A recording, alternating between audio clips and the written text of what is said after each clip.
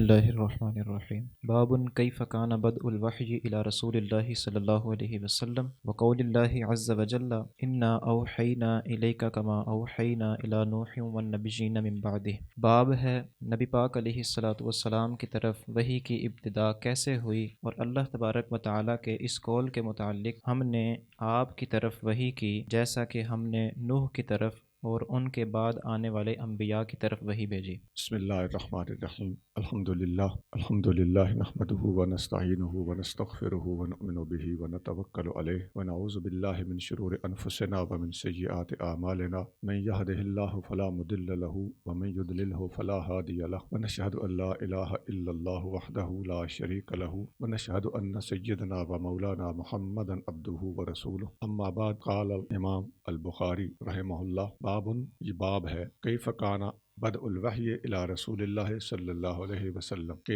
رسول اللہ صلی اللہ علیہ وآلہ وسلم کی طرف وحی کی ابتدا کیسے ہوئی تھی۔ یہ کیف کان یہ جملہ مبینہ بھی بنایا جا سکتا ہے، اس صورت میں بابن پر تنوین پڑی جائے گی، اور اگر یہ کیف کان سے آخر تک مضاف الیہ بنایا جائے تو اس صورت میں بابو اس کے اوپر صرف تنوین کے بغیر رفع پڑا جائے گا اور باب مضاف ہوگا۔ نبی کریم رؤوف الرحیم صلی اللہ علیہ وآلہ وسلم کی طرف وحی کی ابتدا کیسے ہوئی تھی، اور وقول اللہ عز وجل، اللہ عز وجل کے اس فرمان کا باب، یعنی یہ باب ابتدائے وحی کا ہے اور اللہ تعالیٰ کے اس فرمان کا باب ہے، اس فرمان سے متعلق باب ہے۔ وہ فرمان کیا ہے؟ انا اوحینا الیک، ہم نے آپ کی طرف وحی کی ہے، کما اوحینا الی نوح، جیسا کہ ہم نے نوح کی طرف وحی کی تھی، والنبیین من بعدہ، ان کے بعد آنے والے انبیاء کی طرف وحی کی تھی۔ یہ سورۃ النساء کی آیت نمبر 163۔ یہ اس باب کا عنوان ہے۔ حدیث آگے پڑھیے۔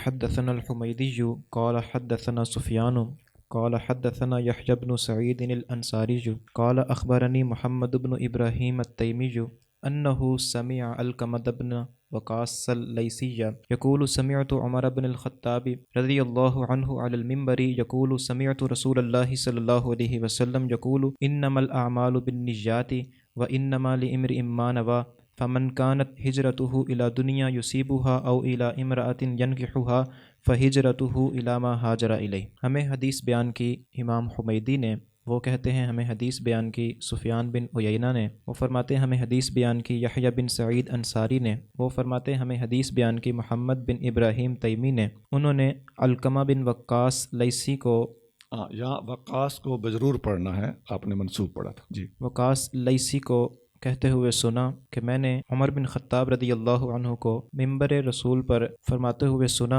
کہ میں نے رسول اللہ صلی اللہ علیہ وسلم کو فرماتے ہوئے سنا کہ اعمال کا دار و مدار نیتوں پر ہے، اور ہر شخص کے لیے وہی ہے جس کی اس نے نیت کی۔ پس جس کی ہجرت دنیا کے حصول کے لیے ہو یا عورت سے نکاح کرنے کے لیے ہو تو اس کی ہجرت اسی کی طرف ہے جس کی طرف اس نے ہجرت کی۔ جی، حدیث کی سند آپ نے سنی، اور جس صحابی نے روایت کیا ہے وہ سیدنا عمر بن خطاب رضی اللہ تعالیٰ عنہ ہیں۔ اس حدیث کے یہ ایک ہی راوی ہیں۔ اس کے بعد یہ حدیث معروف مشہور ہو گئی، درجہ تواتر کو پہنچ گئی، لیکن راوی چونکہ پہلے ایک تھے اس لیے حدیث حکماً مشہور ہی کہلائے گی، اور آپ کا جو مقام و مرتبہ ہے وہ امت کو معلوم ہے۔ دوسرے امیر المومنین ہیں اور خلیفہ ثانی ہیں اور بہادر ترین صحابہ میں شمار ہوتے ہیں، علم کے سمندر ہیں، اور ان کے مناقب اور فضائل اپنے جگہ پہ آگے آ بھی رہے ہیں۔ آپ ممبر پر بیٹھ کر فرما رہے ہیں، اس کا مطلب یہ ہے کہ آپ کا ایک خطاب ہے، اور خطاب کا یہ ایک ٹکڑا اور حصہ ہے۔ صحابہ کرام کا طریقہ تھا اور تابعین کا انداز تھا کہ پورے کے پورے خطابات میں سے مقصودی الفاظ لے لیتے تھے، یا کسی موقع پر کوئی بات بیان کرنا پڑتی تو اس بات کو اس پورے خطاب میں سے یاد کر کے یا نکال کر علیحدہ اس موقع پر چسپاں کر دیتے تھے، اور اپنے شاگردوں کو، حاضرین کو، سامعین کو یا سائلین کو اس کی وضاحت کر دیتے تھے۔ جس طرح آپ دیکھتے ہیں خطبہ حجۃ الوداع ہے، وہ بہت طویل خطبہ ہے، لیکن اس کے کچھ حصے کسی حدیث میں، کچھ حصے کسی حدیث میں، کچھ حصے کسی حدیث میں۔ یا نماز آپ پڑھتے ہیں، پوری کی پوری نماز آپ کو کسی ایک حدیث میں نہیں ملے گی۔ کسی حدیث میں ثنا بیان کی گئی ہے، کسی میں ہاتھ باندھنے کا طریقہ بتایا گیا ہے، کسی میں سورۃ فاتحہ پڑھنے کا بتایا گیا ہے، کسی میں 7 سورت ملانے کا ہے، کسی میں رکوع کا ہے، کسی میں سجود کا ہے، کسی میں تشہد کا ذکر ہے۔ تو یہ میں نے ایک سکیچ آپ کے سامنے رکھا کہ حدیثیں اس طرح بیان ہوئی ہیں۔ اب یہاں آپ نے یہ بات محسوس کر لی ہوگی کہ ہم تو قدم قدم پہ محدثین اور وہ بزرگ جنہوں نے یہ حدیثیں جوڑ کے ایک ترتیب ہمارے سامنے رکھی ہے، اور وہ ترتیب عملاً مروج بھی تھی. تو یہاں ہمارے امام مالک رحمہ اللہ فرماتے ہیں ان کے سامنے جب کوئی حدیث پیش کی جاتی، اگر وہ حدیث اہل مدینہ کے عمل کے خلاف ہوتی تو قبول نہیں کرتے تھے. کہتے تھے کہ یہ تعامل اہل مدینہ کے خلاف ہے. اہل مدینہ کا تواتر کے ساتھ عمل، مجموعی طور پر ایک چیز کو اپنے عمل میں رکھنا، اس کا ثبوت ہے کہ انہوں نے نبی کریم صلی اللہ علیہ وسلم سے یہ سیکھا ہے، اور یہ پوری امت کے اندر، مدینہ والوں کے اندر عملاً چیز رائج ہو چکی ہے. یہ بھی تو ایک حدیث ہے. تواتر کو سب سے اہم چیز قرار دیا جاتا تھا، اور اب بھی تواتر یہ سب سے اہم ہوتا ہے. آپ کے پاس جو قرآن ہے، یہ وہی قرآن ہے جو نبی کریم صلی اللہ علیہ وآلہ وسلم نے ہمیں عطا فرمایا تھا. اس کا ثبوت تواتر ہی ہے. تو تواتر کو، بزرگوں کی روایات کو، بزرگوں کے طریقہ کار کو، اور بابوں کے ہر دور میں ایک چیز کو پیچھے سے حاصل کر کے آگے شفٹ کرنے اور پہنچاتے رہنے کو معمولی چیز سمجھنے والا واقعی سیدھا سیدھا ملحد بن جاتا ہے. تو یہ ممبر کے اوپر آپ فرما رہے ہیں، اور یہ مکمل خطاب نہیں ہے. وہ کیا ہے؟ فرماتے ہیں سمعت رسول اللہ صلی اللہ علیہ وسلم. اس پر تمام محدثین کا اتفاق ہے کہ جب سمعت یا رأیت کا لفظ آتا ہے، رأیت آنکھوں سے ہوتا ہے نا، میں نے دیکھا، سمعت کانوں سے ہوتا ہے نا. یہ اللہ تعالیٰ کی دو بڑی صفتیں ہیں، سمیع و بصیر. اور یہی بنیادی صفتیں جو اللہ نے بندے کو جب عطا کی تو بندے کو مکلف بنایا. بندے کے مکلف ہونے کا دار و مدار بنیادی طور پر ان دو صفتوں سے ہے. باقی شامہ، ذائقہ، لامسہ وہ اس سے جونیئر صفتیں ہیں اور قوتیں ہیں، جو بنیادی اور اولین قوتیں جن کی بنا پر انسان کو مکلف ٹھہرایا گیا ہے وہ سمع و بصر ہے. اور علم حاصل کرنے کے جو ذرائع آپ نے شرح نسوی وغیرہ میں پڑھے ہوں گے، ان کو آپ ذہن میں رکھیں تو یہ سمع و بصر کی اہمیت آپ کو سمجھ آ جائے گی. ان کے ساتھ اس بات کو جوڑیں تو یہاں فرمایا سمیت. یہ باتیں آپ کو صحیح بخاری کے مقدمے میں بھی مل جائیں گی کہ جب راوی سمیت کہتا ہے یا رأیت کہتا ہے تو قال علی رسول اللہ صلی اللہ علیہ وسلم کہتا ہے، تو یہ اس بات کی تصریحات ہوتی ہیں کہ اس صحابی نے یہ حدیث مرفوعاً خود روایت کی ہے، اور اس کے درمیان کوئی اور صحابی بھی موجود نہیں ہے. حالانکہ صحابی اگر صحابی سے بات لے کر سیدھا کہہ دے کہ حضور صلی اللہ علیہ وسلم نے فرمایا، اور وہ ارسال کر دے، بیچ والے صحابی کا ذکر نہ بھی کرے، تو اس کا ارسال ضعف کو مستلزم نہیں ہوتا اور صحت کے منافی نہیں ہوتا. لیکن یہ جو سمیت تو ہے نا، یہ واضح ثبوت ہے کہ صحابی نے براہ راست خود نبی کریم صلی اللہ علیہ وآلہ وسلم کو دیکھ کر آپ سے بات سنی ہے. سمیت رسول اللہ صلی اللہ علیہ وسلم. عام طور پر رسول اللہ یا سمیت النبی یا قال النبی، قال رسول اللہ صلی اللہ علیہ وسلم، یہ دو لفظ زیادہ استعمال ہو. اس کے علاوہ آقا کریم صلی اللہ علیہ وسلم کے کئی القاب ہو سکتے ہیں، لیکن یہ دو لفظ آپ کو ملیں گے، اور باقیوں کی طرف التفات اتنا نہیں ہے. شاید کسی نے متاخر نے ایسا کچھ اہتمام کیا ہو، لیکن بنیادی طور پر یہ دو لفظ استعمال ہوتے ہیں. پھر صلی اللہ علیہ وسلم کا لفظ جو درود شریف ہے، یہ جملہ معترضہ کہلاتا ہے، یعنی بیچ میں ایک آ جانے والی چیز جو حدیث کا اصل تسلسل اس سے تعلق نہیں رکھتا. یہ تو ادباً اور نبی کریم رؤوف الرحیم صلی اللہ علیہ وآلہ وسلم کا اس میں گرامی لیتے وقت آپ پر جو درود شریف پڑھنے کے ہمارے پاس دلائل اور احکام ہیں، ان کے پیش نظر یہ بیچ میں رکھا گیا ہے. اور صلی اللہ علیہ وسلم کے الفاظ کسی مرفوع حدیث میں نہیں ہے. اور یہ آپ امام بخاری کی اس کتاب اور اس کی پہلی حدیث کے اندر ہی آپ دیکھ سکتے ہیں. اس بات سے پتہ چلتا ہے کہ درود شریف کے وہ صیغے جو صحابہ کرام نے، تابعین نے، علماء نے، صوفیاء نے خود وضع فرمائے ہیں. خود صیغہ درود شریف تیار کر لینے میں کوئی قباحت نہیں، بشرطے کہ وہ کوئی اس میں خلاف شرع لفظ نہ ہو، اور صلو علیہ وسلمو کی تعمیل مقصود. اس میں صلی بھی ہے اور سلمہ بھی ہے، حکم خداوندی کی تعمیل ہو رہی ہے. باقی الفاظ کی ترتیب اور باہم جوڑ کر جملے تیار کرنا، یہ خواہ درود قدسی ہو، خواہ درود تنجینا ہو، خواہ درود تاج ہو، خواہ درود لکھی ہو، ان درودوں کو خود مرتب کر لینے میں کوئی قباحت نہیں ہے.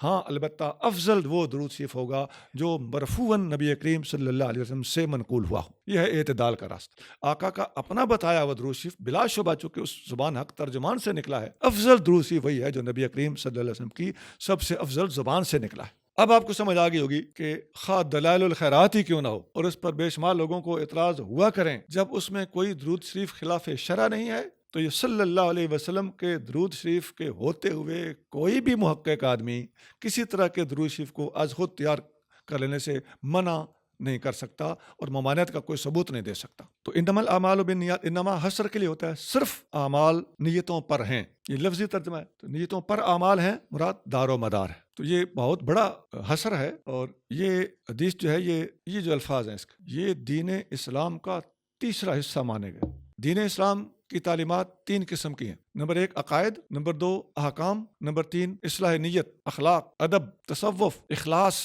یہ 3 حصے ہیں. عام طور پر اس وقت باہر کے ملکوں میں جب چھوٹے چھوٹے کورسز کرائے جاتے ہیں تو وہاں پر عقائد، عبادات اور اخلاق، عقائد، عبادات اور معاملات، یہ 3 عنوان ہیں جن کے تحت چھوٹے چھوٹے کورسز مرتب کر کے 10 دن 40 دن مسلمانوں کو کورسز کرائے جاتے ہیں. تو یہ 3 چیزیں ہمارے بزرگوں سے ثابت ہیں. امام شافعی رحمہ اللہ سے ثابت ہے. امام شافعی نے دین کے یہ 3 عام شعبے بتائے ہیں: عقائد، عبادات اور معاملات یا اخلاق. حضرت مجدد پاک نے بھی ان چیزوں کو بیان فرمایا. ہمارے درسی کتابیں جیسے ما لا بد من ہوئے، حضرت قاضی ثناء اللہ پانی پتی رحمہ اللہ نے یہ 3 چیزیں اس کتاب کے اندر بیان فرمائی اور مد نظر رکھی. تو ہماری بھی کئی کتابیں اس ترتیب سے ہم نے مرتب کی ہوئی ہیں. معلم الاسلام کا بھی یہی طرز ہے. تو یہاں ایک بات سمجھ میں آتی ہے کہ جب 3 حصے ہیں تو یہ تیسرا حصہ پہلے 2 پر بھی فائق ہے، کیونکہ نیت اگر ٹھیک نہیں تو پھر عقائد کا بھی اعتبار نہیں. بری نیت کے ساتھ منافقین نے بھی عقائد کا ڈھونگ رچایا ہوا تھا، اور عبادات بھی مقبول نہیں جب نیت ٹھیک نہیں. ریاکاری کو اس لیے شرک قرار دیا گیا حدیثوں کے اندر. تو دین کے 3 حصوں کا سب سے اہم حصہ اس کے روایت کرنے والے ایک عمر فاروق. تو ان ہستیوں کی عظمت کا انکار کیسے کیا جا سکتا؟ یہ ایک جزوی فضیلت ہے، یہ بھی ذہن میں رہے، لیکن بہت بڑی فضیلت. آگے وَإِنَّمَا لِامْرِئٍ مَّا نَوَىٰ، ہر بندے کے لیے وہی ہے. کے لیے اس کا مطلب ہوتا ہے اس کا حق یہی ہے یا اس کو ملے گا وہی. ما نوا، جس چیز کی بھی اس نے نیت کی. ما عموم کے لیے، کوئی بھی چیز جس کی اس نے نیت کی اس کے مطابق اس کو اجر مل جائے گا. اچھی نیت کے ساتھ ایک بندہ کہنے لگا کہ میں مر جاؤں گا نا تو میں اللہ سے، مجھے پتا ہے اتنا ڈر لگتا ہے نا کہ مجھے نا جلا دینا، میری راکھ بکھیر دینا. اب وہ اچھی نیت کے ساتھ ایک غلط کام کہہ رہا تھا، اس کو سمجھ نہیں تھی. تو صحیح بخاری میں حدیث آپ آگے آئے گی پڑھیں گے. تو اللہ نے اس کی راکھ شاخ جمع کر لی. مالک کے سامنے کیا دیر تھی؟ تو پوچھا یہ تم نے کیا حرکت کی ہے؟ اس نے کہا یا اللہ آپ سے ڈرتے ہوئے کی. تو اللہ نے اس کی اچھی نیت کی وجہ سے اس کو معاف. کام غلط کیا اور کام نیک ہو، نیت بری ہو تو پھر اب ترمذی میں حدیث ہے کہ اللہ کی راہ میں جان دینے والا بڑے فخر سے قیامت کے دن کہے گا کہ میں نے آپ کی راہ میں جان لٹا دی. اللہ فرمائے گا تیری نیت اور کچھ اور تھی، بہادر کہلانے کی نیت. دوسرا آئے گا میں نے علم پڑھایا، فرمایا تیری نیت علامہ صاحب کہلانے کی تھی. عزیزو، یہاں ہم جیسے لوگوں کو بھی رک جانا چاہیے. ہمیں اپنی اصلاح کرنی چاہیے، اپنی نیت کو ٹھیک کرنا چاہیے. علامہ صاحب کہلانے کے لیے، القاب لینے کے لیے، اور خود القاب ہم لوگوں کو سکھائیں. مجھے یوں کہا کرو. میں ایک شہر میں رہتا تھا تو وہاں ایک صاحب تھے، وہ بچوں کو پیسے دیتے تھے، مجھے علامہ صاحب کہا کرو. میں نام نہیں لے رہا، مجھے نام تک یاد ہے. یہ 1981 82 83 اس زمانے کی بات. اللہ تعالی ہماری اصلاح فرمائے اور ہمیں اپنے نفس کی شرارتوں پر نظر رکھنے کی توفیق عطا فرمائے. جس میں آتا ہے کہ جب اللہ تعالیٰ کسی کے ساتھ بھلائی کا ارادہ فرماتا ہے تو اس پر اس کے اپنے عیب ظاہر ہونا شروع ہو جاتے ہیں. اس کے ساتھ ہی تعلق رکھتی ہیں ہمارے دین پڑھنے کے علاوہ خطابات، تقریریں. اگر ہمارا مقصد پیسے کمانا ہے، یہی زندگی کا ایک مشن ہے، یہ روزگار بنایا ہوا ہے، تو اللہ تعالیٰ ہمیں اس روزگار سے پناہ عطا فرمائے. اس کے دروازے فضل کے کھلیں اور وہ اپنے فقیروں کو اپنی شان کے لائق اپنی بارگاہ خاص سے عطا کرتا رہے. عالم کو زیب نہیں دیتا کہ گھٹیا حرکتیں کرے، لالچ والی حرکتیں کرے اور دین کو بدنام کرے. کل فیصل آباد میں بخاری شریف کا آغاز تھا. فقیر کو حکم دیا ہوتا حضرت قبلہ پیر پروفیسر سید محمد طاہر شاہ صاحب کاظمی زید مجدہم. تو انہوں نے میرے بعد چند منٹ کا اظہار خیال فرمایا. تو انہوں نے ایک واقعہ سنایا. امام بخاری کے حالات میں انہوں نے بات بیان کی کہ امام بخاری رحمہ اللہ ایک دفعہ کشتی میں سفر کر رہے تھے تو آپ کی جیب میں یا آپ کے پاس 1000 دینار تھے. تو کسی بندے نے دیکھ لیے تو اس بندے نے ایک چال چلی، اس نے شور مچا دیا کہ میرے 1000 دینار گم ہو گئے ہیں، کسی نے نکال لیے. اب اتنا تفتیشی تو ہر کوئی نہیں ہوتا. کشتی کے چلانے والوں نے اور عملے نے اور ذمہ داران نے اس کی پکار سنی تو تلاشی لینا شروع کر دی. کسی کے پاس پیسے نہیں نکلے. امام بخاری کے پاس بھی وہ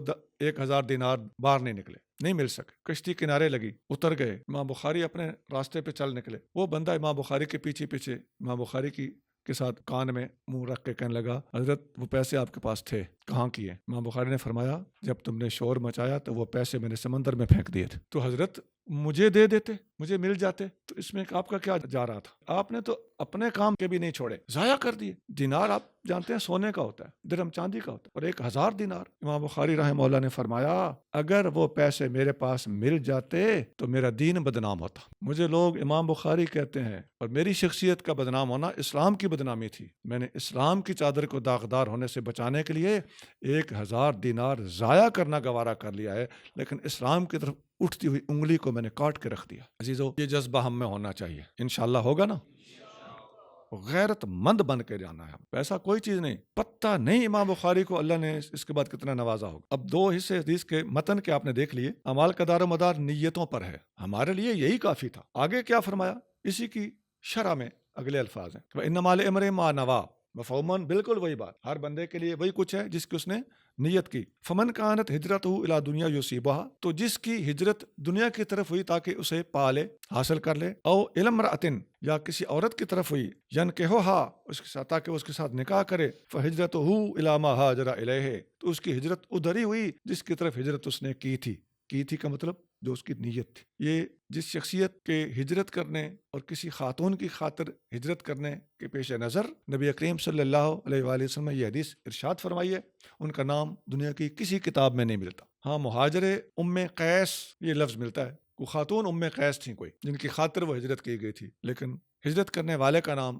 کتابوں میں کہیں نہیں ملتا، بلکہ شارحین نے صاف لکھ دیا ہے کہ ان کا نام ہمیں نہیں مل سکتا، یعنی اس بات کی تسلی ہے کہ ان کا کوئی پتہ نہیں۔ اب متن کے 3 حصے ہو گئے، انما الاعمال بالنیات نمبر 2، وانما لامرئ ما نویٰ، اور نمبر 3 فمن کانت ہجرتہ الی دنیا یصیبھا او امرأۃ یتزوجھا یا ینکحھا فہجرتہ الی ما ہاجر الیہ۔ اب یہاں ایک اور چیز دیکھیں، یہ جو او امرأۃ ہے، آپ سائیڈ پہ دیکھیں، بالکل اس حدیث کی اس سطر کے یقول انما الاعمال بالنیات، اس کی بالکل سائیڈ پہ دیکھیں، پہلو پہ جو ایک لمبی پٹی سی ہے، پہنچ گئے، پٹی سمجھ گئے، وہاں دیکھیے کیا لکھا ہوا ہے، انما لامرئ کی جگہ کیا لکھا ہوا ہے، وانما لکل امرئ۔ ٹھیک ہے جی، یہ نسخوں کا فرق ہے۔ کس کا فرق ہے؟ نسخوں کا فرق کیوں ہے؟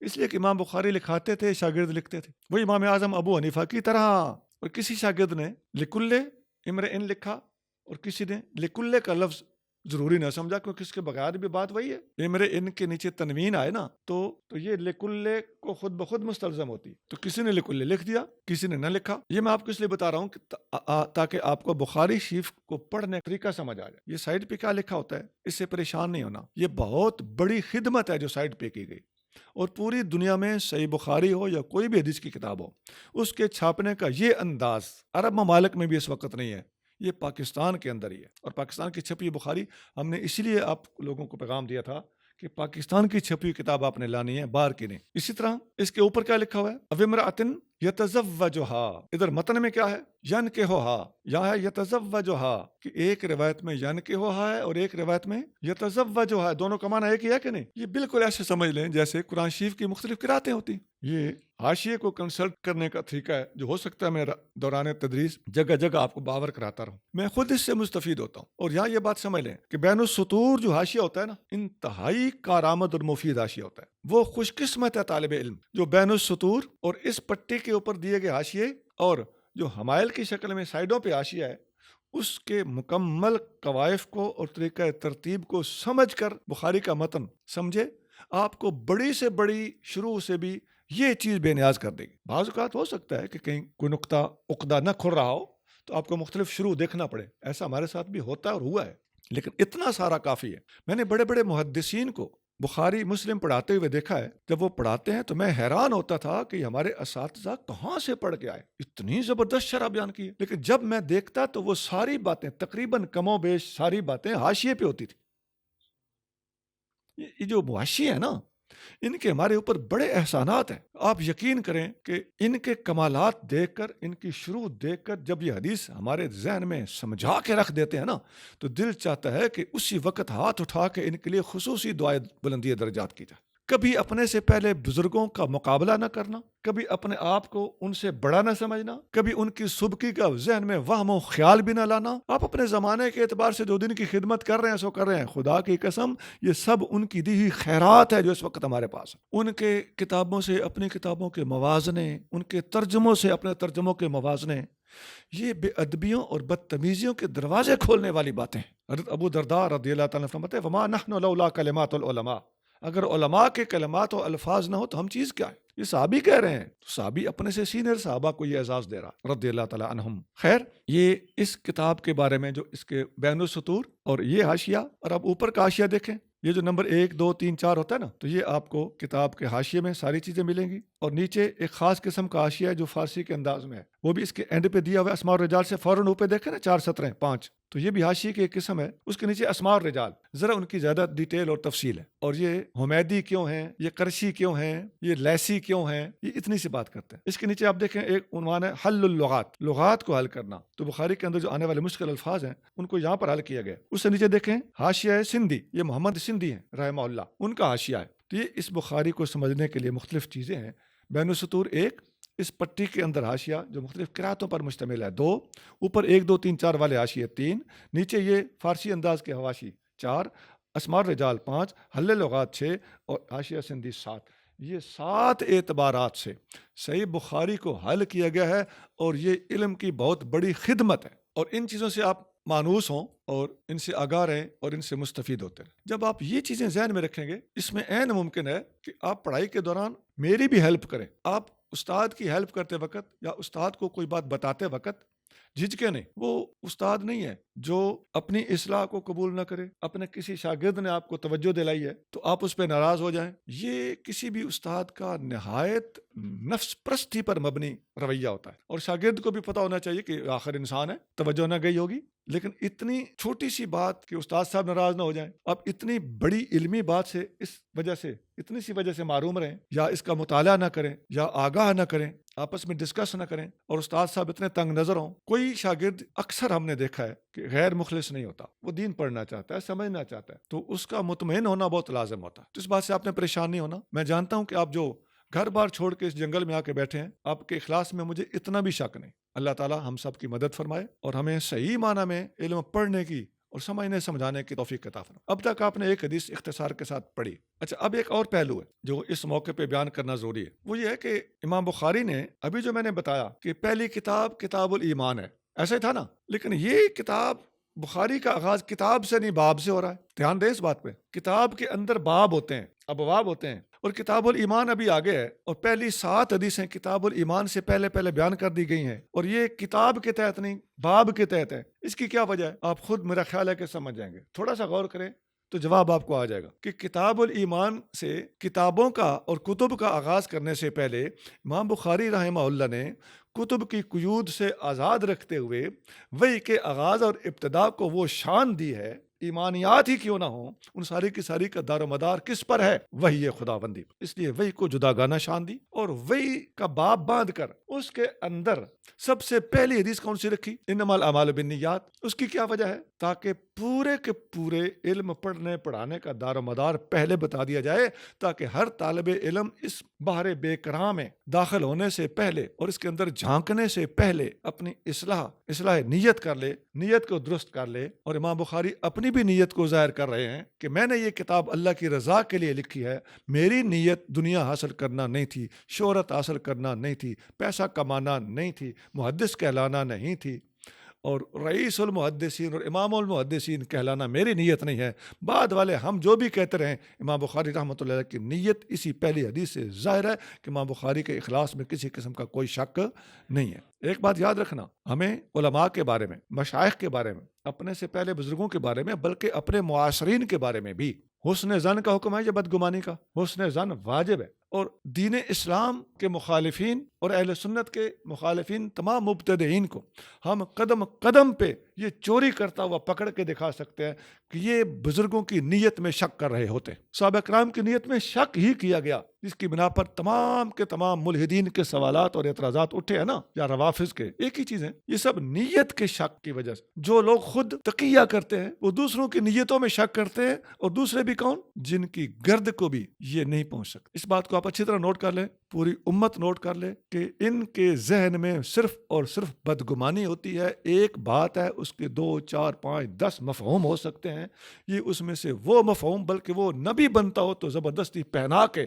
وہ مفہوم سامنے لائیں گے جس کا کوئی خواب خیال بھی وہاں نہیں موجود ہوتا۔ اس لیے امام بخاری رحمہ اللہ نے یہ حدیث پہلے رکھی اور اہل سنت کا ترہ امتیاز واضح کر دیا کہ ہم نیت کو سیدھا رکھ کے سیدھا چلنے والے لوگ ہیں، اور ہماری نیت میں شک کرنے والے ملحد ہوتے ہیں۔ اور وہ ملحدین اگر خود حق چھپانے کی تعلیمات اپنی کتابوں میں رکھتے ہوں، اور انہوں نے ہمیشہ دین چھپانے کی تعلیمات سیکھی سکھائی ہوں، اور بزرگوں کے نام لگا دیا کہ جی فلاں بزرگ کا یہ قول ہے، ان کا قول وہ کوئی نہیں ہوتا، بزرگ ایسی باتیں نہیں کرتے، ان لوگوں نے یہ جھوٹی باتیں خود گھڑی ہوئی ہیں اور بزرگوں کے متھے لگائی ہوئی ہیں، اور اہل سنت ایسی باتوں سے بالکل بری و ذمہ ہے، وہ بزرگ بھی بری و ذمہ ہے۔ دوسری حدیث شریف پڑھیے.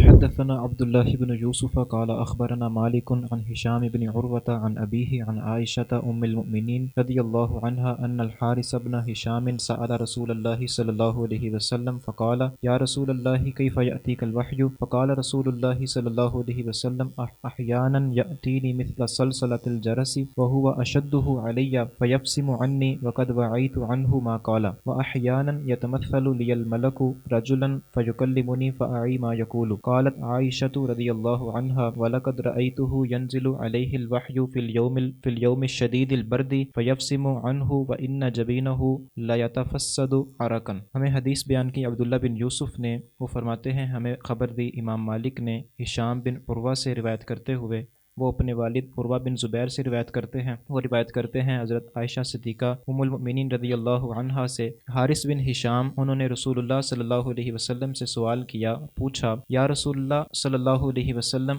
آپ کے پاس وحی کیسے آتی ہے؟ رسول اللہ صلی اللہ علیہ وسلم نے فرمایا کبھی کبھار میرے پاس وحی گھنٹی کے بجنے کی طرح آتی ہے اور یہ مجھ پر سب سے زیادہ سخت ہوتی ہے. جب یہ کیفیت ختم ہوتی ہے مجھ سے تو جو فرشتہ کہتا ہے وہی میں اسے یاد کر چکا ہوتا ہوں، اور کبھی کبھار میرے پاس فرشتہ آدمی کی شکل میں آتا ہے، وہ مجھ سے کلام کرتا ہے، جو وہ کہتا ہے میں اسے یاد کر چکا ہوتا ہوں. حضرت عائشہ صدیقہ رضی اللہ عنہا فرماتی ہیں کہ میں آپ کو دیکھتی ہوں کہ آپ پر شدید سردی کے دنوں میں وحی نازل ہوتی، جب وحی آپ سے ختم ہوتی آپ کی پیشانی سے پسینہ ٹپک رہا ہوتا تھا. جی آپ نے غور کیا، حدیث پڑھی گئی، ایسا ہوا لفظ بلفظ پر آپ نے نظر رکھا. عربی پڑھی جا رہی ہو تو آپ نے کیا کرنا ہے، ایک ایک لفظ پہ ساتھ ساتھ چلتے جانا ہے، نظر رکھ. پھر جب ترجمہ پڑھا جائے تو اس وقت پھر آپ نے ایک ایک لفظ پہ نظر رکھنی ہے. حدیث کتنی بار پڑھی گئی؟ 2 بار. اب تیسری بار میں شرح کروں گا انشاءاللہ. حدیث کتنی بار پڑھی جائے گی؟ 3 بار. پھر آپ نے بعد میں تکرار کرنی. ٹھیک. اب بھی اگر کوئی طالب علم پیچھے رہ جائے، کمزور رہ جائے، اس کو سمجھ نہ آئے، اس طالب علم کی طرف سے خود کوتاہی. بات سمجھ میں آتی ہے نا؟ اب آئیے 2 دفعہ پڑھ چکے حدیث پوری سند کے ساتھ، اور اس سند میں سیدنا امام مالک بھی آ رہے ہیں، اور حدیث کو روایت کرنے والی صحابیہ ام المومنین سیدہ عائشہ صدیقہ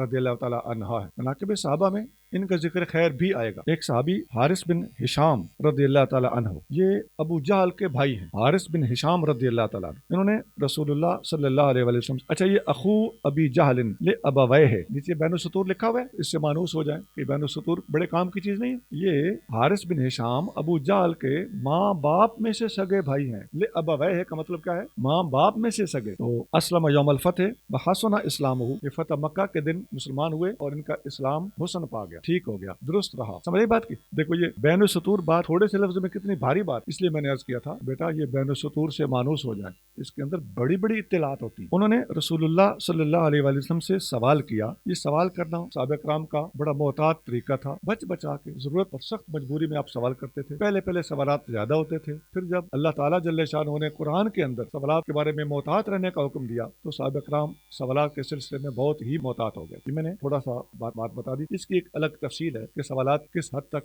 ہوتے تھے اور صحابہ کرام سوالات کے لیے کس قدر محتاط تھے اور سوالات کے لیے پیاسے بھی رہتے تھے. جب کوئی دیہات سے صحابی آتے تو صحابہ کرام کو یہ امید ہوتی تھی کہ یہ دیہات کے لوگ اکثر سادہ بولے ہوتے ہیں، یہ آئیں گے طرح طرح کے سوال کریں گے، ہم حضور صلی اللہ علیہ وسلم کے جواب سنیں گے تو ہمیں بھی بہت سارا علم مل جائے گا اور بڑا لطف آئے گا. انہوں نے سوال کیا کہ یا رسول اللہ کیف یاتیک الوحی، آپ کے پاس وحی کیسے آتا؟ آگے تھوڑا آگے چل کے ایک حدیث آپ سنو گے، اس کے اندر بھی وحی کا نزول دیکھنے کی ایک صحابی فرمائش کر رہے ہیں فاروق اعظم سے کہ جب وہی حضور پر نازل ہو تو مجھے وہ منظر دکھانا. یہ روحانیت والوں کو یہ ذوق ہوتا ہے اور اپنی اپنی ان کی فرمائشیں ہوتی ہیں اور ان کے اندر محبت ہوتی ہے اور حصول علم کا ایک ذوق اور ولولہ ہوتا ہے. تو انہوں نے سوال کیا تو فقال رسول اللہ صلی اللہ علیہ وآلہ وسلم، نبی کریم رؤوف رحیم صلی اللہ علیہ وسلم نے جواباً ارشاد فرمایا احیاناً کبھی کبھی، یاتینی میرے پاس آتی ہے، مثل سلسلۃ الجرس، گھنٹی کی ٹن ٹن کی طرح. جرس بنا گھنٹی ہے نا، وہ آپ آواز جرس داد، جرس فریاد می دارت کی بربندید محملہ، یہ جرس بنا گھنٹی. تو کبھی گھنٹی کی آواز میرے پاس آتی ہے، وہ اشدہ علیہ، وہ وحی کی وحیوں میں سے آنے والی وحی میں سے سب سے زیادہ سخت یہ وحی ہوتی. یہاں ایک مستشرقین کا سوال ہے، وہ کہتے ہیں کہ جی گھنٹی تو شرعن ناجائز ہے تو حضور پر تو وہی گھنٹی کی شکل میں آتی. تو یہاں یہ یاد رکھیں، دیکھیے مثل سلسلۃ الجرس سمجھانے کے لیے آقا علیہ السلام لفظ مثل بول رہے ہیں. ہاں جی، سوال کے ٹکڑے ہو گئے کہ نہیں، اعتراض کے پرخچے اڑ گئے کہ نہیں. دوسرے نمبر پہ یہ بات بھی ہے کہ جرس کی جو آواز ہے وہ ہمارے آپ کے لیے شرعن ممنوع ہے، اللہ تعالیٰ ہماری شریعت کا پابند ہے، وہ ایک الگ بحث ہے. ان لوگوں میں اس کا مطلب ہے کہ سمجھ اتنی ہوتی ہے کہ اللہ تعالیٰ سے یہ روزے رکھوانا چاہتے ہیں، اللہ تعالیٰ سے یہ زکوٰۃ دلوانا چاہتے ہیں، اللہ تعالیٰ سے یہ حج کروانا چاہتے ہیں اور اللہ تعالیٰ پر انسانی ممنوعات کو لاگو کرنا چاہتے ہیں. یہ بات اس کا تعلق ان لوگوں کی عقل سے، لیکن آسان سوال کا آسان جواب وہ مثل کا لفظ آگے جی فیفسم عنی، پھر وہ مجھ سے ہٹا لی جاتی ہے، یعنی مکمل ہونے کے بعد وہ وہی جو ہے وہ اس کا سلسلہ رک جاتا ہے۔ یہاں آپ ایک چیز پہ غور کریں، فیفسمو، ہاں جی متن پہ دیکھیں صاد کے اوپر زبر بھی ہے اور زیر بھی ہے کہ نہیں، یہ آپ کو بخاری میں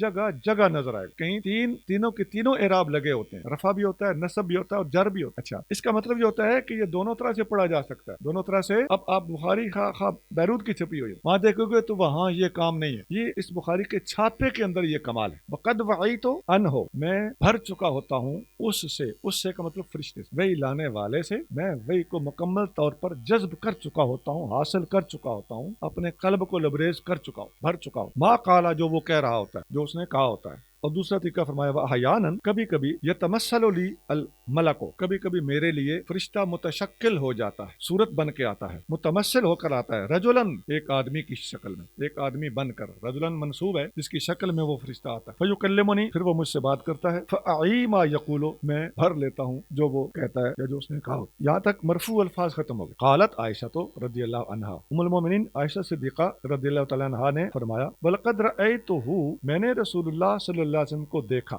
ینزل علیہ الوحی، ان پر آپ صلی اللہ علیہ وسلم پر وحی نازل ہو رہی ہوتی تھی، فی الیوم الشدید البرد، شدید سردی کے دن میں، فیفسم عنہ، پھر وہ اسے ہٹا لی جاتی تھی، یعنی آپ صلی اللہ علیہ وسلم سے وہ مکمل ہونے کے بعد اس کا سلسلہ روک دیا جاتا تھا۔ فإن جبینہ لیتفسد عرقا، اور آپ صلی اللہ علیہ وآلہ وسلم کی جبین مبارک، پیشانی مبارک بہہ رہی ہوتی تھی پسینے سے، پیشانی مبارک پسینے سے بہہ رہی، مطلب ہے کہ پسینہ بہہ رہا ہے آپ کی پیشانی مبارک کے اوپر سے۔ اب یہاں دیکھیں یہ جو فیفسمو کا لفظ ہے کتنے طرح سے لکھا گیا، یا کے اوپر بھی کچھ فرق ہے، فیفسمو، فیفسمو اور فیفسمو، ٹھیک ہے جی، یہ چار باب ہے مختلف، ہر طریقے سے یہ لفظ پڑھا جاتا ہے۔ ہاں جی صرف اچھی ہو رہی ہے نا اس سے، اور مختلف تلفظ، یہ جیسے قراتوں کا فرق ہو، اور آپ دیکھ سکتے ہیں اس میں مفہوم میں کوئی فرق پڑ رہا ہے، نہیں پڑ رہا۔ یہ حدیث آگے ایک حدیث کئی مقامات پہ آتی ہے، ایک الگ بات ہے۔ ابھی فی الحال جو حدیث آپ پڑھیں گے پہلے کیونکہ بخاری شریف کا آغاز ہے تو ہر حدیث آپ کو پہلے ایک ہی بار آتی ہوئی نظر آئے گی، پھر آپ آگے جاؤ گے خاص طور سے دوسری جلد میں تو ایک حدیث آپ کو کئی بار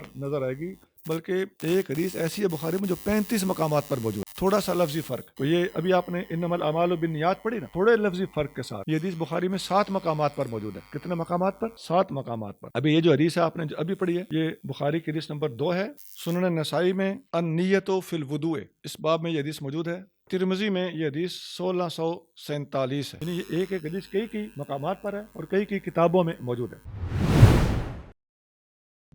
حدثنا يحيى بن بكير قال أخبرنا الليث عن عقيل عن ابن شهاب عن عروة بن الزبير عن عائشة أم المؤمنين رضي الله عنها أنها قالت أول ما بدأ به رسول الله صلى الله عليه وسلم من الوحي الرؤيا الصالحة في النوم، فكان لا يرى رؤيا إلا جاءت مثل فلك الصبح ثم حبب إليه الخلاء وكان يخلو بغار حراء۔ یہ حراء دیکھیں نا، حراء ہے، حراء آبی ہے، ٹھیک، یہ حراء یہ بعض علماء کے خیال کے مطابق یہ معرب ہے اور منصرف ہے، اور بعض کے خیال کے مطابق یہ غیر منصرف۔ فيتحنث فيه وهو التعبد ليالي ذوات العدد قبل أن ينزع إلى أهله ويتزود لذلك، ثم يرجع إلى خديجة فيتزود لمثلها حتى جاءه الحق وهو في غار حراء، فجاءه الملك فقال اقرأ، فقال فقلت ما أنا بقارئ، قال فأخذني فغتني حتى بلغ مني الجهد، ثم أرسلني فقال اقرأ، فقلت ما أنا بقارئ، فأخذني فغتني الثانية حتى بلغ مني الجهد، ثم أرسلني فقال اقرأ، فقلت ما أنا بقارئ، قال فأخذني فغتني الثالثة، ثم أرسلني فقال اقرأ باسم ربك الذي خلق الإنسان من علق، اقرأ وربك الأكرم، فرجع بها رسول الله صلى الله عليه وسلم يرجف فؤاده، فدخل على خديجة بنت خويلد فقال زملوني، فزملوه حتى ذهب عنه الروع، فقال لخديجة وأخبرها الخبر لقد خشيت على نفسي، فقالت خديجة كلا والله ما يخزيك الله أبدا، إنك لتصل الرحم وتحمل الكلا وتكسب المعدوم وتقري الضيف وتعين على نوائب الحق، فانطلقت به خديجة حتى أتت به ورقة بن نوفل بن أسد بن عبد العزى ابن عم خديجة، وكان امرأ تنصر في الجاهلية، وكان يكتب الكتاب العبرانية، فيكتب من الإنجيل بالعبرانية ما شاء الله أن يكتب، وكان شيخا كبيرا قد عمي، فقالت له خديجة يا ابن عمي اسمع من ابن أخيك. فقال له ورقة يا ابن أخي ماذا ترى؟ فأخبره رسول الله صلى الله عليه وسلم خبر ما رأى. فقال له ورقة هذا الناموس الذي نزل الله على موسى يا ليتني فيها جزعا يا ليتني أكون حيا إذ يخرجك قومك. فقال رسول الله صلى الله عليه وسلم أو مخرجيهم؟ قال نعم لم يأت رجل قط بمثل ما جئت به إلا عودي وإن يدركني يومك أنصرك نصرا مؤزرا. ثم لم ينشب ورقة أن توفي وفتر الوحي. بخاری شریف کا ترجمہ حضرت قبلہ سید محمد اقبال شاہ صاحب زیدہ مجدم کا کیا ہوا ترجمہ ہے جو آپ نور المصطفیٰ صاحب سے سن رہے تھے۔ امام بخاری اپنی مکمل سند کے ساتھ حضرت عائشہ صدیقہ رضی اللہ عنہا سے روایت کرتے ہیں، حضرت عائشہ رضی اللہ عنہا نے فرمایا رسول اللہ صلی اللہ علیہ وسلم پر وحی کا آغاز سچے خوابوں سے ہوا۔ آپ صلی اللہ علیہ وسلم رات کو جو خواب دیکھتے وہ صبح کی روشنی کی طرح ظاہر ہوتا، پھر آپ صلی اللہ علیہ وسلم کے دل میں خلوت کی محبت ڈال دی گئی۔ آپ صلی اللہ علیہ وسلم غار حرا میں خلوت اختیار فرماتے تھے۔ آپ صلی اللہ علیہ وسلم غار حرا میں کئی راتیں عبادت کرتے رہتے تھے، اس دوران اپنے گھر والوں کے پاس تشریف نہ لاتے تھے، پس آپ اس عرصہ میں زیادہ راہ ساتھ لے جاتے، پھر حضرت خدیجہ رضی اللہ عنہا کے پاس لوٹ آتے اور زیادہ راہ پہلے کی طرح ساتھ لے جاتے، حتیٰ کہ آپ صلی اللہ علیہ وسلم غار حرا میں ہی تھے کہ آپ کے پاس پیغام حق آ گیا۔ آپ صلی اللہ علیہ وسلم کے پاس فرشتہ آیا اور کہا پڑھو۔ آپ صلی اللہ علیہ وسلم نے فرمایا میں تو پڑھنا جانتا ہی نہیں۔ فرمایا اس فرشتے نے مجھے پکڑ کر اس طرح بھینچا کہ میرا دم گھٹنے لگا، پھر اس نے مجھے چھوڑ دیا اور پھر کہا پڑھو۔ میں نے کہا میں پڑھنا نہیں جانتا۔ اس نے پھر مجھے دوسری مرتبہ پکڑ کر بھینچا حتیٰ کہ مجھے انتہائی مشقت برداشت کرنی پڑی، پھر اس نے مجھے چھوڑ دیا اور کہا پڑھو۔ میں نے کہا کہ میں پڑھنا نہیں جانتا۔ اس نے مجھے پکڑ کر تیسری مرتبہ بھینچا، پھر مجھے چھوڑ دیا اور کہا اقرأ بسم ربک الذی خلق خلق الانسان من علق اقرأ وربک الاکرم، یعنی آپ پڑھیے اپنے رب کے نام کے ساتھ جس نے سب کو پیدا فرمایا، پیدا کیا اس انسان کو جمے ہوئے خون سے، پڑھیے آپ کا رب بڑا کریم ہے۔ یہ آیات لے کر رسول اللہ صلی اللہ علیہ وسلم واپس گھر تشریف لائے تو آپ کا دل کانپ رہا تھا۔ آپ صلی اللہ علیہ وسلم اپنی زوجہ محترمہ حضرت خدیجہ رضی اللہ عنہا کے پاس تشریف لائے اور فرمایا مجھے چادر اڑاؤ، پس گھر والوں نے آپ کو چادر اڑا دی حتیٰ کہ آپ کی گھبراہٹ اور پریشانی دور ہو گئی۔ آپ صلی اللہ علیہ وسلم نے حضرت خدیجہ کو غار حرا کا تمام واقعہ بیان کر کے فرمایا مجھے اپنی جان کے ضیاع کا اندیشہ ہے۔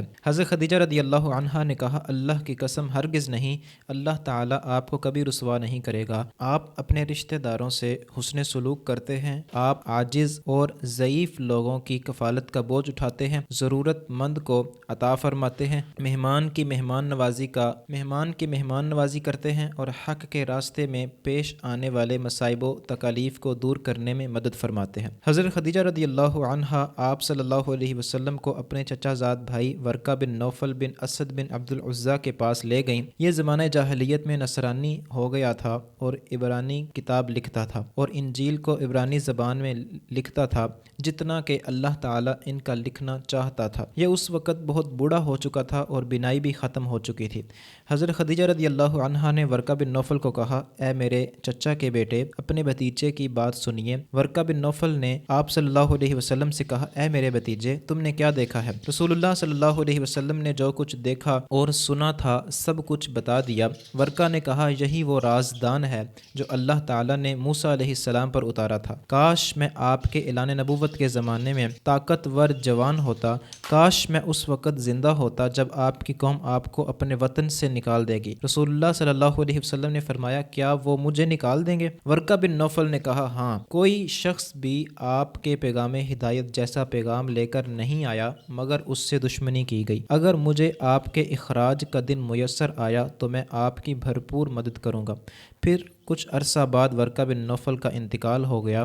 وحی کے کچھ متواتر نزول کے بعد وحی کا سلسلہ رک گیا۔ آپ نے ایک طویل حدیث کا ترجمہ متن اور ترجمہ دونوں سن لیے۔ ام المومنین عائشہ صدیقہ رضی اللہ تعالیٰ عنہا روایت کرتی ہیں، یہاں آپ نے دیکھا کہ ان عائشہ تھا ام المومنین، یہ امام بخاری نے ایک لفظ ہے جو اہتماماً ارشاد فرمایا۔ ایسا خال خال ہوتا ہے، عام طور پر صحابہ کرام علیہم رضوان کے صرف نام لے لینے پر اکتفا کیا جاتا۔ انہا قالت، آپ فرماتی ہیں کہ سب سے پہلی چیز جو رسول اللہ صلی اللہ علیہ وسلم پر وحی کے سلسلے میں جس سے آغاز کیا گیا، ما بودع، وہ تھے سچے خواب نیند کی حالت میں۔ تو ایسا ہوتا تھا کہ آپ صلی اللہ علیہ وسلم جو بھی خواب دیکھتے تھے تو وہ صبح کے فلک کی طرح سچا ہو کر آپ کے سامنے آ جاتا تھا، جو دیکھا بعین ہی وہی اس کی تعبیر ہوتی تھی۔ پھر آپ تنہائی میں الخلا، خلوت میں جانا پسند ہو گیا۔ حببا، یہ بصیغہ مجہول ہے، آپ کو پسند کرا دیا گیا۔ اس میں اشارہ ہے کہ نبی کریم صلی اللہ علیہ وآلہ وسلم کو اللہ کریم جل شانہ نے تنہائی میں رہنا پسند کرا دیا تھا۔ آپ غار حرا میں خلوت میں تشریف لے جاتے تھے اور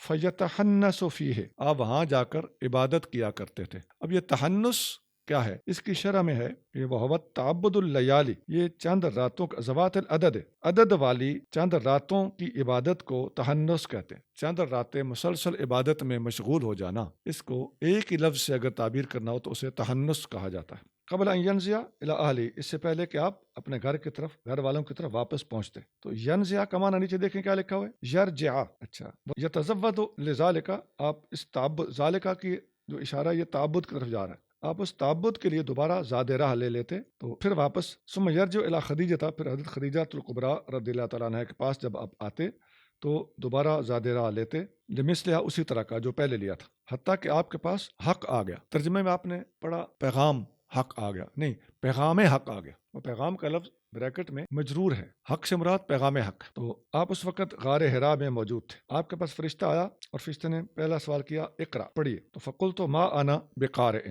اس کا ترجمہ آپ سن چکے ہیں، بخاری شریف کا ترجمہ حضرت قبلہ سید محمد اقبال شاہ صاحب زیدہ مجدم کا کیا ہوا ترجمہ ہے جو آپ نور المصطفیٰ صاحب سے سن رہے تھے۔ تو پھر اس فرشتے نے دوبارہ پکڑا اور نبی کریم صلی اللہ علیہ وسلم کو اپنی باہوں میں لے کر دبایا، تو حتیٰ کہ آپ فرماتا ہے کہ میرا پورا زور لگ گیا۔ اب یہ جوہد کا لفظ ہے، اس کے اوپر آپ اعراب دیکھیں کیسے پڑھیں گے، جوہدا، جہدا اور جہدو اور جوہدو، ٹھیک ہے جی، یہ سارے اس کے تلفظ ہیں۔ جوہد جو ہے فرشتے کا بھی ہو سکتا ہے، اور جوہد نبی کریم صلی اللہ علیہ وسلم کا بھی ہو سکتا ہے، پورا زور لگ جانا، فرشتے کا پورا زور لگ گیا یا نبی کریم صلی اللہ علیہ وسلم کا زور لگ گیا۔ پھر آپ صلی اللہ علیہ وسلم کو چھوڑ دیا، پھر فرشتے نے کہا کہ پڑھیں، تو میں نے جواب دیا ما انا بقارئ۔ پھر تیسری بار فاخذنی فغطنی الثانیہ، دوسری بار پکڑا اور ایسے چھوڑ دیا۔ پھر حتی بلغ منی الجہد الجہد الجہد الجہد ثم ارسلنی، پھر مجھے چھوڑ دیا۔ یہ 3 بار عمل ہوا، اور پھر فرمایا اقرأ بسم ربک الذی خلق، خلق الانسان من علق، اقرأ وربک الاکرم۔ یہ قرآن کی پہلی وحی ہے جو نبی کریم رؤوف الرحیم صلی اللہ علیہ وآلہ وسلم پر نازل ہوئی، اور مشہور صورت ہے 30ویں پارے کی، اور مشہور آیتیں ہیں۔ نبی کریم صلی اللہ علیہ وآلہ وسلم یہ سب کچھ دیکھ سمجھ کر واپس تشریف لائے۔ فرجا بہا، یہ بہا کی ہا کی ضمیر ان آیات کی طرف لوٹ رہی ہے جو حضور صلی اللہ علیہ وسلم پر پہلی بار نازل ہوئی ہیں اور آپ کو پڑھنے کے لیے کہا گیا۔ آپ صلی اللہ علیہ وسلم کا قلب اطہر وہ مضطرب تھا، اور آپ حضرت خدیجہ الکبریٰ رضی اللہ تعالیٰ عنہا کے پاس تشریف لائے تو کپڑا اوڑھنے کے لیے چادر یا کمبل آپ نے طلب فرمائی۔ تو آپ صلی اللہ علیہ وآلہ وسلم نے جب لقد خشیت علی نفسی کے الفاظ بولے تو اما خدیجہ الکبریٰ رضی اللہ تعالیٰ عنہا نے فرمایا کہ کوئی پریشانی کی بات نہیں ہے، واللہ، اللہ کی قسم، ما یخزیک اللہ ابدا، اللہ تعالیٰ آپ کو کبھی تنہا نہیں چھوڑے گا۔ اب 5 شانیں نبی کریم صلی اللہ علیہ وآلہ وسلم کی اما جان نے ارشاد فرمائی۔ انکا لتصل الرحمہ، نمبر 1 آپ صلہ رحمی کرتے ہیں، یعنی رشتہ داروں کے ساتھ اچھا سلوک کرتے ہیں۔ وتحمل الکلہ، یہ کہ جو لاوارث ہوتے ہیں آپ ان کا بوجھ اٹھاتے ہیں۔ وتکسب المعدوم، ناممکن کام کر کے دکھا دیتے ہیں۔ وتقری الضیف، آپ مہمان کا اکرام اور احترام کرتے ہیں۔ اور 5ویں نمبر پہ عرض کیا وتعین علی نوائب الحق، اور آپ لوگوں پر اللہ کی طرف سے آنے والے امتحانات اور مشکلات میں، نوائب سے مراد حوادث ہیں، آپ ان میں لوگوں کی مدد فرماتے۔ یہ جب ام المومنین سیدہ خدیجہ الکبریٰ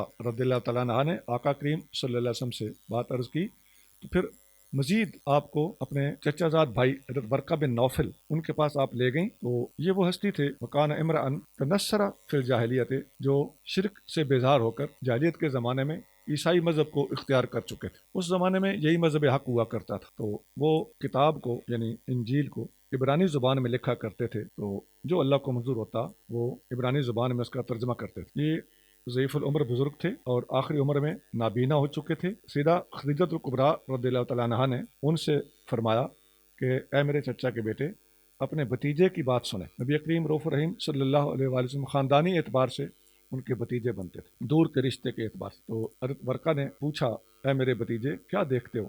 تو نبی کریم صلی اللہ علیہ وآلہ وسلم نے ان کو جواباً فرمایا وہی جو آپ دیکھ کر آئے تھے، وہ ساری تفصیل آپ کے سامنے پیش کر دی. تو حضرت ورقہ نے ان سے نبی کریم صلی اللہ علیہ وسلم سے کہا کہ حاضن ناموس، یہ وہ ناموس ہے. ناموس کا بنا ہوتا ہے صاحب السر. اوپر دیکھیں ناموس کے اوپر کیا لکھا ہوا ہے، اور یہ الٹا لکھا ہوا ہے کہ نہیں. یہ بھی آپ کو کتاب کبھی کبھی اگر لمبی سطر ہو بین السطور تو آپ کو ہو سکتا ہے وہ کتاب ایسے رکھ کے پڑھنی پڑ جائے. اس سے آپ نے گھبرانا نہیں ہے. گھبرانا یہ حاشیے لکھنے والوں کی اپنی جگہ کے کم ہونے کی وجہ سے ان کی ضرورت تھی، ہے نا یہ بات. تو یہ آپ اس طریقے سے آپ علمی ذوق والے بندے ان چیزوں سے لطف اندوز ہوں گے اور بے ساختہ زبان سے انشاءاللہ تعالی سبحان اللہ نکلے گا کہ ان لوگوں نے کتنی محنت کی. اچھا تو یہ وہ ناموس ہے، یہ وہ رازدار ہے الذی نزل اللہ علی موسیٰ، جو اللہ تعالی نے حضرت موسیٰ علیہ السلام پر نازل کیا. سے مراد فرشتہ ہے حضرت جبریل علیہ السلام. اچھا یا لیتنی، کاش، فیہا جزعن، اس وقت میں تگڑا ہوں. فی ہا کی ضمیر مؤنث ہے نا، یہ کدھر جا رہی ہے؟ نیچے دیکھیں. فی ایام النبوت اب دعوت، آپ کی نبوت یا آپ کی دعوت کے دنوں میں. ٹھیک، تو اب دعویٰ کا لفظ بول کر اس چیز کا ازالہ کیا کہ نبی کریم رؤوف رحیم صلی اللہ علیہ وآلہ وسلم کی جو نبوت ہے وہ تو یہاں سے شروع نہیں نہ ہو رہی، وہ تو پہلے سے ہے. اب دعویٰ یعنی آپ کا کھل کر دعوت دینا شروع کرنا، اس کا ازالہ اس بین السطور حاشیے میں موجود ہے. تو آپ کی نبوت ہو یا آپ کی دعوت ہو، اس وقت یہ ہا کی ضمیر ان دنوں کی طرف جا رہی ہے. جزعن یہ موٹا تازہ اور فربا ہونے کو کہتے ہیں. اوپر اس کے اوپر الٹا کر کے بین السطور کیا لکھا ہوا ہے؟ شابن قویًا. شابن، شاب بنا نوجوان، قویًا بنا قوت والا تگڑا. کاش میں اس وقت جزعن ہوں، شاب و قوی ہوں. اور پھر فرمایا یا لیتنی اکون حیًا، بلکہ کاش میں اس وقت زندہ ہوں، کیونکہ عمر شریف زیادہ تھی. اس عمر کے بزرگوں کو اپنی وفات کا بھی اندیشہ رہتا ہے، بجا طور پر رہتا ہے. اس یخرج کا قوموں کا، جب آپ کی قوم آپ کو نکال دے گی. فقال رسول اللہ صلی اللہ علیہ وسلم اب مخرجیہم، نبی کریم صلی اللہ علیہ وآلہ وسلم نے فرمایا کیا یہ مجھے نکالنے والے ہیں، مجھے مکہ شریف چھوڑنا ہوگا؟ قال نعم، تو انہوں نے عرض کیا جی ہاں. لم یأت رجل قط، کوئی بھی آدمی ایسا نہیں آیا، بمثل ما جئت بھی، وہ چیز لے کر جو آپ لے کر آئے ہو، الا اودیا، مگر ان سے عداوت کی گئی، ان سے عداوت کی گئی ہے. فإن یدرکنی یومک، اگر آپ کے وہ دن مجھے مل گئے. آپ کا وہ دن نیچے کیا لکھا ہوا ہے؟ یوم انتشار نبوت کا، آپ کی نبوت کے پھیلنے کا دن، نبوت کے پھیلنے کا دن، ترقی کرنے کا دن اور منتشر ہونے کا دن، اس پیغام کے عام ہونے کا دن. نبوت کے منتشر ہونے سے مراد کیا ہے؟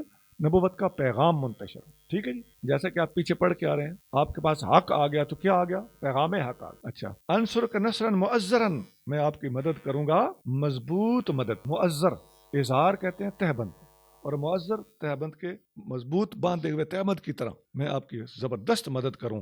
ثم لم ینشب ورقۃ، پھر حضرت ورقہ نے کچھ زیادہ عرصہ نہیں گزارا، ان توفیہ، کہ وہ فوت ہو گئے. فطر الوحی، اور وہی منقطع ہوگی. فطرت کہتے ہیں ٹکڑے کو، ٹھیک، گیپ کو، پاز اور وقفے کو فطرت. فطرت وحی یہ نبی کریم صلی اللہ علیہ وسلم پر پہلی وحی کے نازل ہونے کے بعد. آگے جو ما ودعک ربک وما قلی، وہ جب نازل ہوئی تو اس کے اندر 2-2.5 سال کا فرق ہے، وقفہ ہے. تو یہ زمانہ فطرت کا زمانہ ہے. اس سے پہلے جو انبیاء کی فطرت تھی وہ عیسیٰ علیہ السلام سے لے کر نبی کریم صلی اللہ علیہ وسلم کے زمانے کو بھی زمانہ فطرت کہا جاتا ہے. اور یہ زمانہ جو ہے پہلی وحی کے نزول کے بعد، یہ زمانہ وحی کی فطرت کا زمانہ ہے. قال ابن شهاب وأخبرني أبو سلمة بن عبد الرحمن أن جابر بن عبد الله الأنصاري قال وهو يحدث عن فترة الوحي فقال في حديثه بين أنا أمشي إذ سمعت صوتا من السماء فرفعت بصري فإذا الملك الذي جاءني بحراء جالس على كرسي بين السماء والأرض فرعبت منه فرجعت فقلت زملوني زملوني فأنزل الله تعالى يا أيها المدثر قم فأنذر وربك فكبر وثيابك فطهر والرجز فاهجر. فحمي الوحي وتتابع. تابعه عبد الله بن يوسف وأبو صالح وتابعه هلال بن رداد عن الزهري فقال یونس ومعمر بوادرہ۔ ابن شہاب فرماتے ہیں مجھے ابو سلمہ بن عبد الرحمن نے خبر دی کہ حضرت جابر بن عبداللہ انصاری رضی اللہ عنہ نے فرمایا جب کہ وہ فترہ وحی کے بارے میں بیان کر رہے تھے کہ حضور نے اپنے بیان میں فرمایا اس دوران کہ میں چل رہا تھا میں نے آسمان سے ایک آواز سنی، میں نے اپنی نگاہ اٹھائی تو دیکھا کہ وہی فرشتہ جو میرے پاس غار حرا میں آیا تھا وہ آسمان اور زمین کے درمیان ایک کرسی پر بیٹھا ہے۔ اس کی وجہ سے مجھ پر رعب طاری ہو گیا، میں گھر لوٹا اور کہا مجھے چادر اڑاؤ، مجھے چادر اڑاؤ۔ تو اللہ تعالیٰ نے یہ آیات نازل فرمائیں، یا ایھا المدثر قم فانذر وربک فکبر وثیابک فطہر والرجز فہجر۔ پھر وحی کا سلسلہ شروع ہو گیا اور متواتر جاری رہا۔ عبداللہ بن یوسف اور ابو صالح نے یحییٰ بن بکیر کی متابعت کی ہے اور ہلال بن رداد نے زہری سے روایت کرنے میں عقیل بن خالد کی مطابقت کی ہے۔ یونس اور معمر نے فواد کی جگہ بوادر کا لفظ روایت کیا ہے۔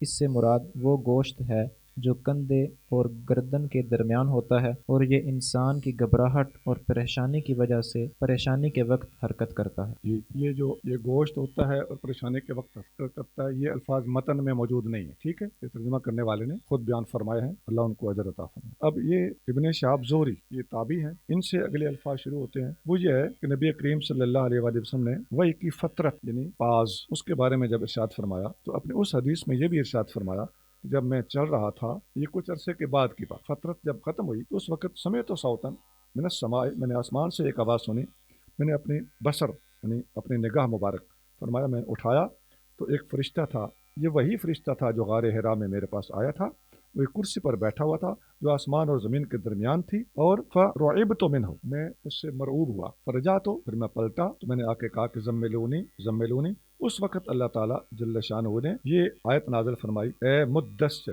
چادر اوڑھنے والے یا لحاف اوڑھنے والے، قم فانذر، کھڑے ہو جاؤ اور اللہ کا خوف دلاؤ۔ یہ قم فانذر، کھڑے ہو کر اللہ کا خوف دلانا شروع کرو۔ اس سے پہلے جو وحی آئی تھی وہ حضور صلی اللہ علیہ وسلم کے اوپر وحی آئی تھی کہ آپ پڑھیں، لیکن یہاں قم فانذر کے الفاظ یہ صاف فرق بتا رہے ہیں کہ پہلے صرف پڑھنے کا حکم تھا، اب پڑھانے کا حکم بھی مل گیا، اب آپ آگے تعلیم کا سلسلہ شروع کریں، قم فانذر، اور کھڑے ہوں اور پڑھانا شروع کر دیں۔ اب جب حکم ملا تو حدیثوں سے یہ مستفاد ہوتا ہے کہ نبی کریم رؤوف رحیم صلی اللہ علیہ وسلم نے ایک لمحہ بھی دیر نہیں لگائی، کیوں؟ حکم خدا بندی تھا، آپ نے سب سے پہلے یہ خطاب کیا، سر عام کھڑے ہو کر خطاب کیا، یا ایھا الناس، اے لوگو، قولوا لا الہ الا اللہ تفلحوا، لا الہ الا اللہ کہو تمہیں دنیا آخرت میں نجات مل جائے گی۔ یہ نبی کریم صلی اللہ علیہ وسلم کا سب سے پہلا خطاب ہے، اور اس وحی جس میں حکم دیا گیا تھا کہ قم فانذر، تو اس کی تعمیل آقا علیہ الصلوۃ والسلام نے بلا تاخیر شروع فرمائی۔ لیکن اس میں آگے دیکھیں، وربک فکبر، اور رب کی تکبیر بولیں۔ اس سے ہمیں سبق ملتا ہے کہ اہم کام شروع کرنے سے پہلے اللہ اکبر کا نعرہ لگانا یا اللہ اکبر کا سہارا لینا، یہ نعرہ سر عام لگانا اور لگوانا یہاں یہ مراد نہیں ہے۔ آقا علیہ السلام کو ذاتی طور پر حکم دیا جا رہا ہے کہ ربک فکبر، آپ اپنے رب کی تکبیر بول کر کام شروع کر، بس یابک فطہر، اور اپنے کپڑوں کو پاک رکھ۔ یہ بہت بڑا سبق ہے، کام شروع کرنے کے آغاز آداب جو آقا علیہ السلام کو بتائے جا رہے ہیں۔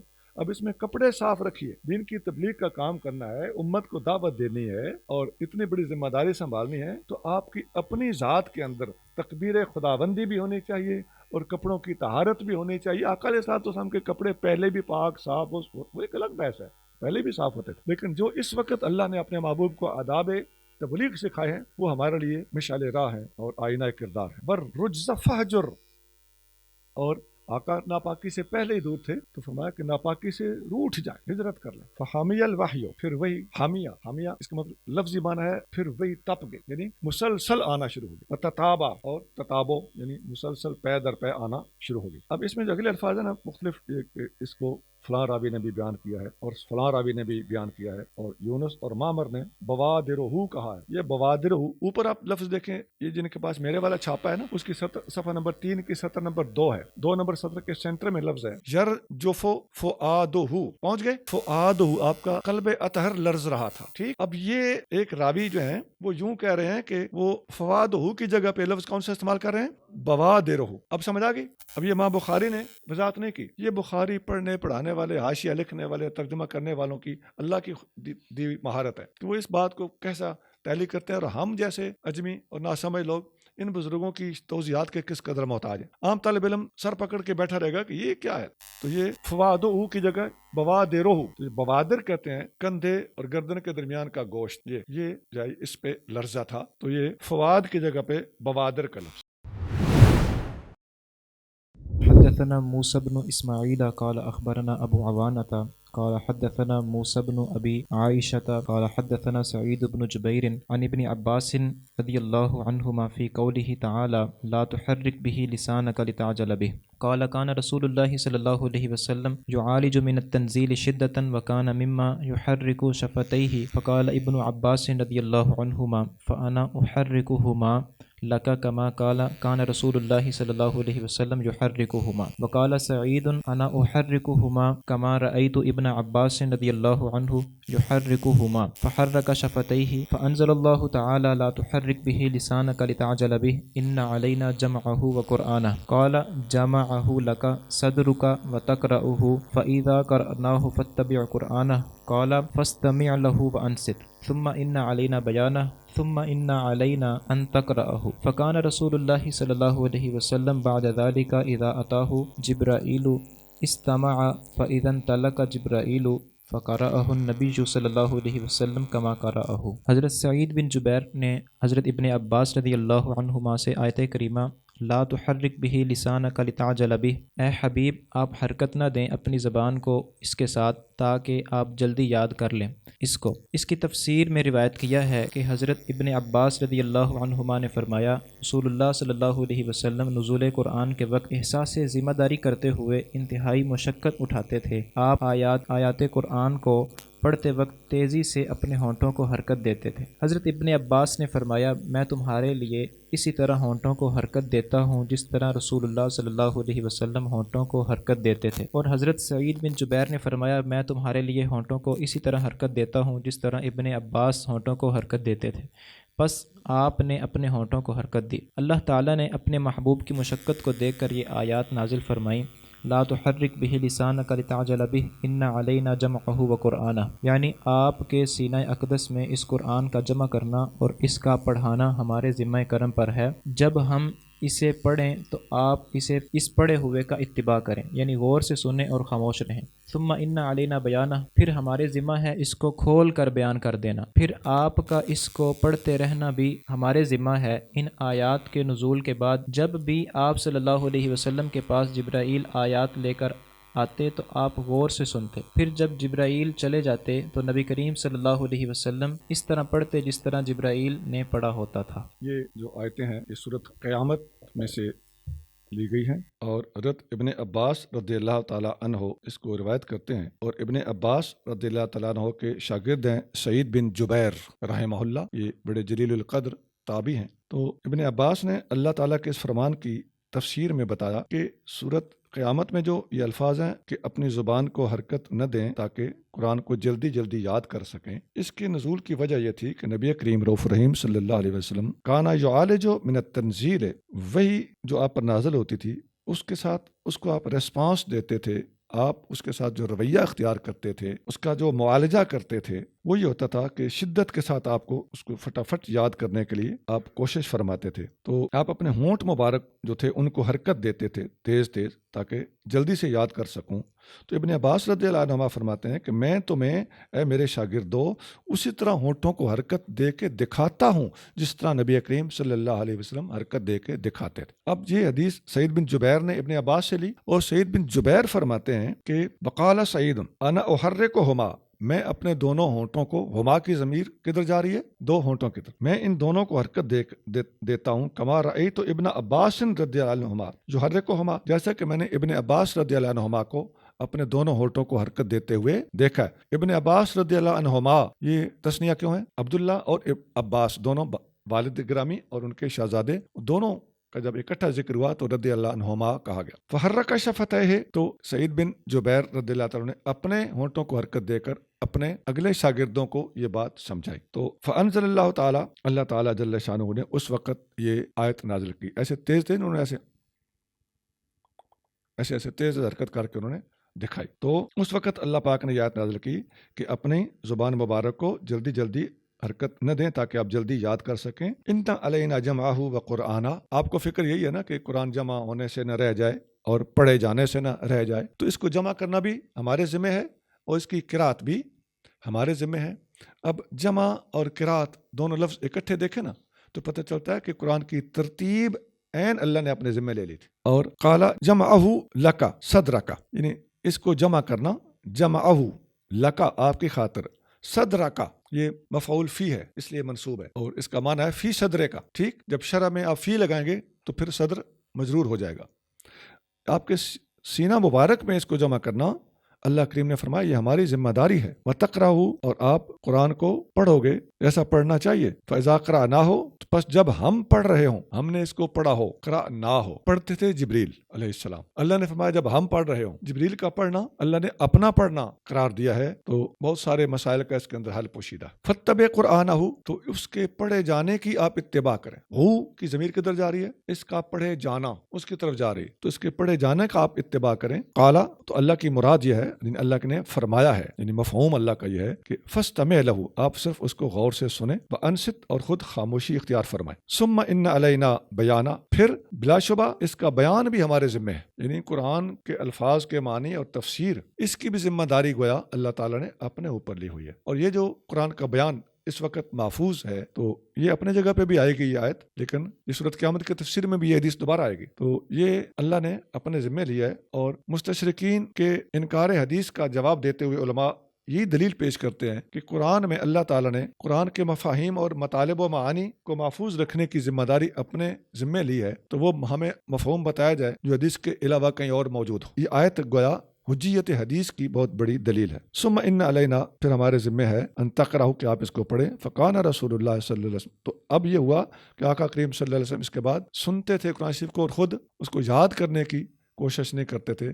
جب اللہ نے ذمہ لے لیا, جب اللہ ذمہ لیتا ہے تو اللہ کے محبوب سے بڑا یقین کس کے پاس ہو سکتا ہے. آپ صلی اللہ علیہ وسلم اس بارے میں بالکل مطمئن ہو گئے, اور اللہ تعالیٰ نے واقعی یہ کام کر کے دکھایا. آقا علیہ السلام جب قرآن نازل ہو چکا ہوتا, وہی مکمل ہو جاتی. بعد ذالک, اس آیت کے نازل ہونے کے بعد, اذا اتاہ جبرائیل, جب جبریل آپ کے پاس آتے تھے, استمع, آپ چپ کر کے سنتے رہتے تھے. فاذا انطلق جبریل, جب جبریل چلے جاتے تھے, فقرأہ نبی صلی اللہ علیہ وسلم کما قرأہ, تو نبی کریم صلی اللہ علیہ وسلم بلا تکلف قرآن کو اسی طرح پڑھنے لگ جاتے تھے جیسے جبریل پڑھ کے گئے ہوتے تھے.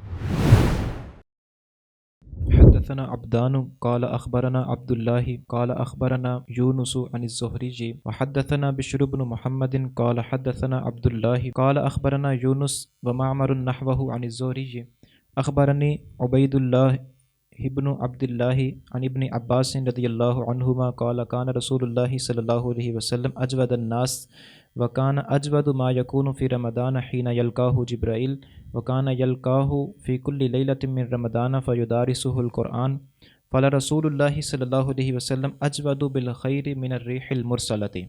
حضرت ابن عباس رضی اللہ عنہما نے فرمایا کہ رسول اللہ صلی اللہ علیہ وسلم تمام لوگوں سے زیادہ سخی تھے اور رمضان المبارک میں حضرت جبرائیل کی ملاقات کے وقت اور زیادہ سخاوت کرتے تھے. جبریل رمضان میں ہر رات آپ صلی اللہ علیہ وسلم سے ملاقات کرتے تھے اور قرآن کا آپ صلی اللہ علیہ وسلم سے دور کرتے تھے. رسول اللہ صلی اللہ علیہ وسلم نفع بخش ہواؤں سے بھی زیادہ خیر کی سخاوت فرماتے تھے. سبحان اللہ. یہ بخاری شریف کی 6ٹھی حدیث ہے. اس میں آپ نے پڑھا کہ اخبرنا یونس و معمر نحوہ, یونس اور معمر نے اسی جیسی ہمیں حدیث بتائی. اسی جیسی کون سی؟ یہ جو اوپر جس کی سند پہلے گزر چکی ہے. اچھا, یہ جو ہا کا لفظ ہے نا, دیکھا آپ نے, یہ ہا کا معنی ہے تحول. بولیں کیا معنی ہے؟ اس کو تحویل بھی پڑھ سکتے ہیں. کیا بھی پڑھ سکتے ہیں؟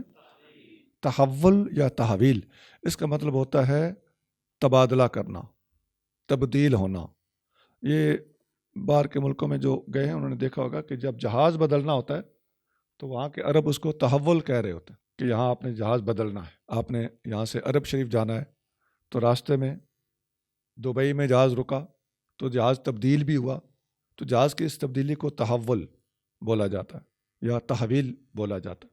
تو اس یہاں ہا اور ہا سے مراد تحول یا تحویل, اس کا مطلب یہ ہے کہ یہاں تک آپ نے ان زہری تک ایک سند پڑھی ہے اور اسی طرح کی ایک اور سند بھی موجود ہے لیکن متن ایک ہی ہے متن اور سندیں زیادہ ہیں۔